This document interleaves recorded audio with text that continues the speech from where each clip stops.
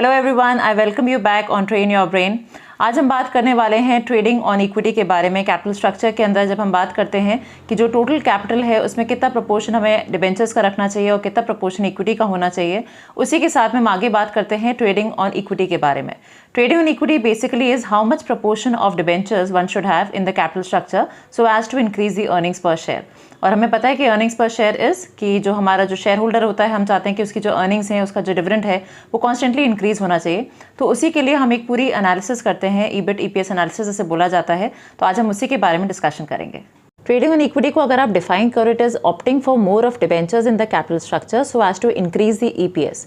EPS क्या है? इसको हम कहते हैं ऑब्जेक्टिव ऑफ फाइनेंशियल मैनेजमेंट। भी आप याद करो, यही होता है कि हमें शेयर होल्डर की वेल्थ को मैक्सिमम करना है। तो बहुत इंपॉर्टेंट कंसेप्ट है, इसको ध्यान से समझिएगा कि हम कह रहे हैं कि शेयर होल्डर की जो वेल्थ है उसको इंक्रीज करने के लिए हम डिबेंचर्स को ज़्यादा यूज़ कर रहे हैं। तो इसी को पूरे एग्जाम्पल के तौर पर समझेंगे। बहुत बार लोग कन्फ्यूज हो जाते हैं कि ट्रेडिंग ऑन इक्विटी बेसिकली होता है कि इक्विटी को ज़्यादा यूज़ करना। So it is not that, different है ये। इसमें हम डिबेंचर्स को ज़्यादा यूज़ कर रहे हैं बिकॉज हमारी एम क्या है, हमें ईपीएस को इंक्रीज करना है। तो देखिए, मैंने दो एग्जांपल्स दिए हैं, ए फर्म और बी फर्म का। ए फर्म में आप देख सकते हो इक्विटी शेयर कैपिटल जो है that is 10 lakh. Total finance उन्होंने इक्विटी से करा है, जिसमें कि फेस वैल्यू एक शेयर की 10 रुपीज़ है। जबकि दूसरी फर्म ने इक्विटी और डिबेंचर्स दोनों से फाइनेंस किया है, सो 4 lakh and 6 lakh. So total capital आप देखो दोनों ही जगह 10 लाख का है। अब हम इसकी ईबिट ईपीएस एनालिसिस की तरफ बढ़ते हैं। ईबिट हमें गिवन है 2 lakh rupees, tax rate is 30%। तो सबसे पहले हम क्या करेंगे, हम ईबिट को लिखेंगे। ईबिट क्या है? 2 लाख और 2 लाख अगेन गिवन है हमारे पास इस सिचुएशन में, तो हम उसे लिखेंगे। उसके बाद आप इंटरेस्ट ऑन डिबेंचर्स को सब्ट्रैक्ट करोगे।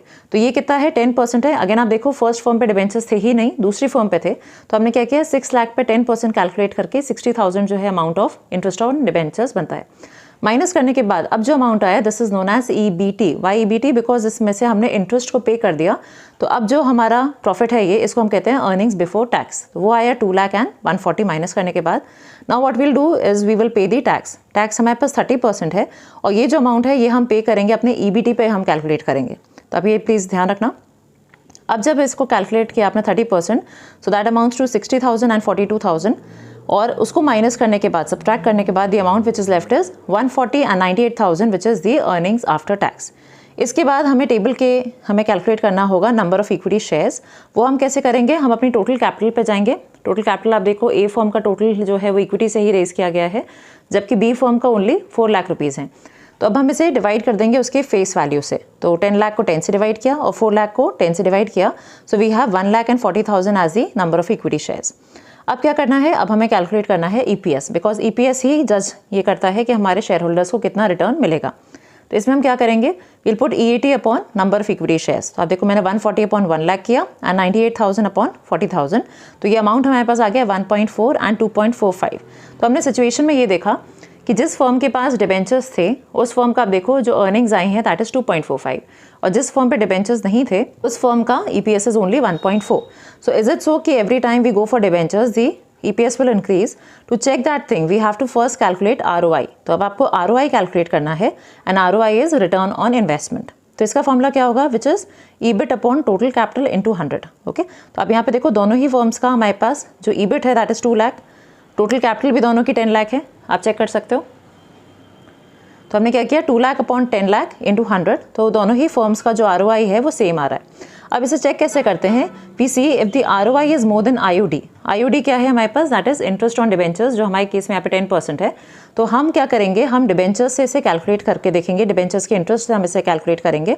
तो अगर ROI ज़्यादा है IOD से, तो आप देखो हमारी सिचुएशन में ROI इज, यहाँ पे आप देख सकते हो ROI हमारे पास यहाँ पे आया हुआ है 20% एंड IOD जो है वो हमारे पास 10% है। तो अगर हम दोनों को कंपेयर करें तो हमारे पास इस सिचुएशन में ROI जो है ज़्यादा है IOD से, तो इसे हम कहते हैं TOE is favourable. TOE again जो हमने स्टार्टिंग में पढ़ा था कि ट्रेडिंग इन इक्विटी आपके लिए फेवरेबल होगा, विच मीन्स कि आप डिबेंचर्स ज़्यादा लोगे तो एंड में आपका जो EPS है, जो अर्निंग्स पर शेयर है, वो इंक्रीज होके आएगा।